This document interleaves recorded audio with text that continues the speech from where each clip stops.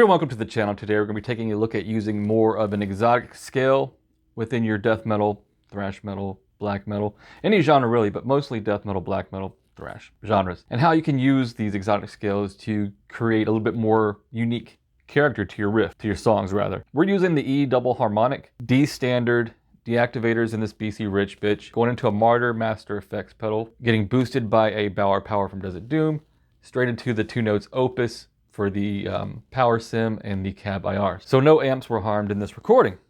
Now, first we're going to look at one of the riffs from the song, and we're going to do it in E minor, E Phrygian, and then the E double harmonic that it's actually written in, just so you can hear how it changes between each of those scales. Starting off with the minor.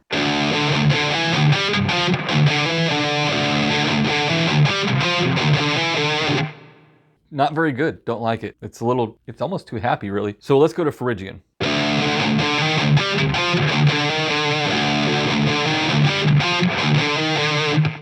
Again, it's getting there, but it's still off. You know, you would have to maybe choose a different note within the scale to make this stand out a little bit more. Now we're at the E double harmonic minor.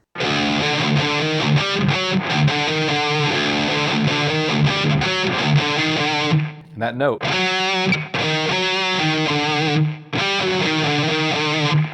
That combination of 4 notes really makes this scale come to life. It's a very cool scale. So what's interesting about the song, I'll put a link in the description. This is on my Spotify. You can hear the full recorded mix if you're interested in it. Is in the intro, where the guitar solo is, we don't really actually start in the root. We start later in the scale.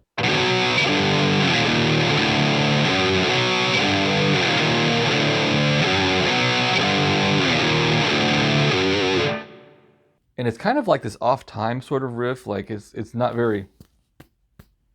So it kind of helps give you this kind of unique flair to it as well. And then over that we do...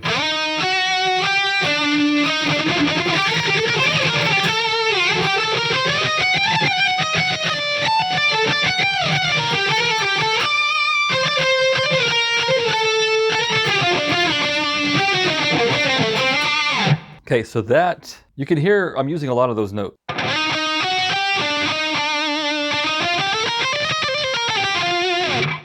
Then down here, really accentuates the scale.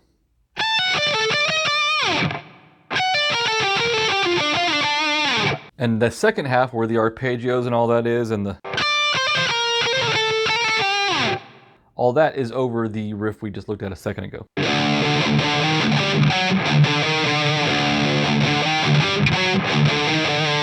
That riff kind of grows into a more busy riff once the solo's over.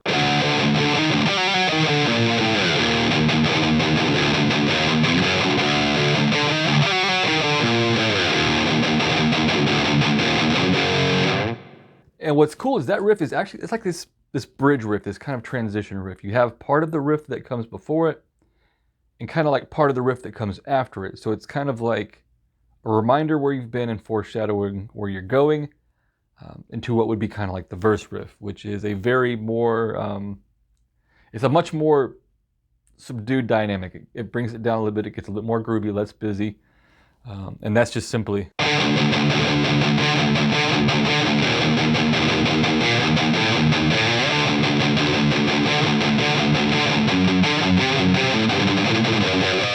So yeah, that riff, honestly, I love that riff, man.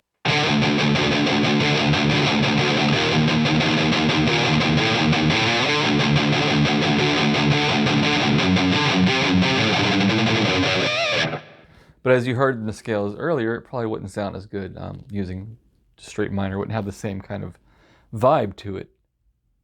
But you could take this scale idea, this double harmonic scale, and add in some trim pick with it.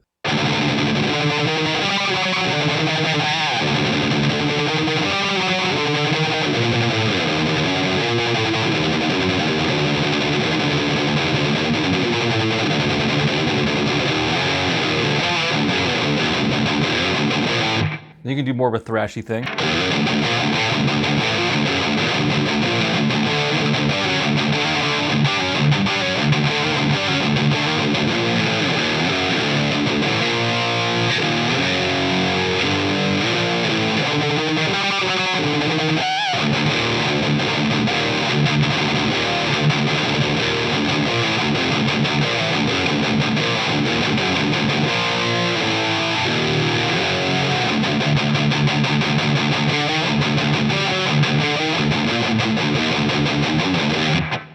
None of that was anything written. That was just screwing around within the scale. But that's kind of what you did. You know, once you get the scale figured out, figure out the notes that you enjoy in the scale, like combination of notes.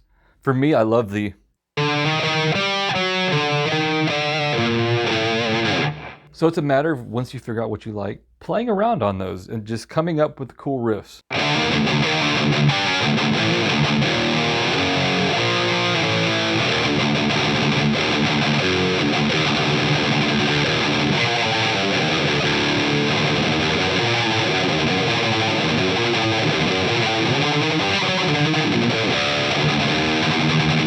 Using kind of some rhythmic displacement like I did in the solo, instead of strictly being on the beat, it kind of flows over the beat, the whole.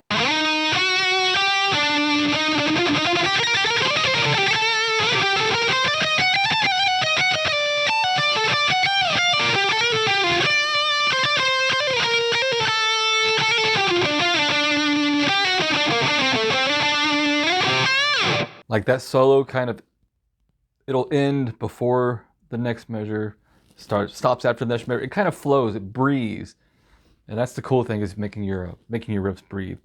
Anyway, this video is kind of, I've went off a little tangent there, so hopefully it doesn't get too crazy. I might chop it out. But again, basically the idea is take your riffs that you're working on, learning a new scale, trying to apply it to a riff, finding the notes within that scale, the patterns of notes that you enjoy, and then building your riffs from that. And actually, what's really the cool takeaway from this video is, by doing that, you it can help you find your voice. You start learning different combinations of notes.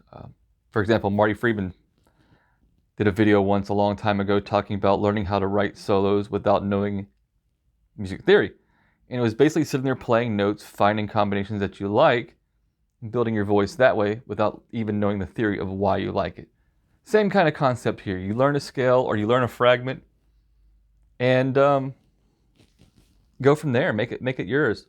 You know, it's going from there, taking the scale, make it yours. It's not really that difficult to do, but it can also be super rewarding. So I'll try to make this video make some sort of sense in the end. I didn't write it beforehand. Maybe I should start doing that. Bullet points at least, right? Like, subscribe, leave a comment below, and I'll see you in the next video.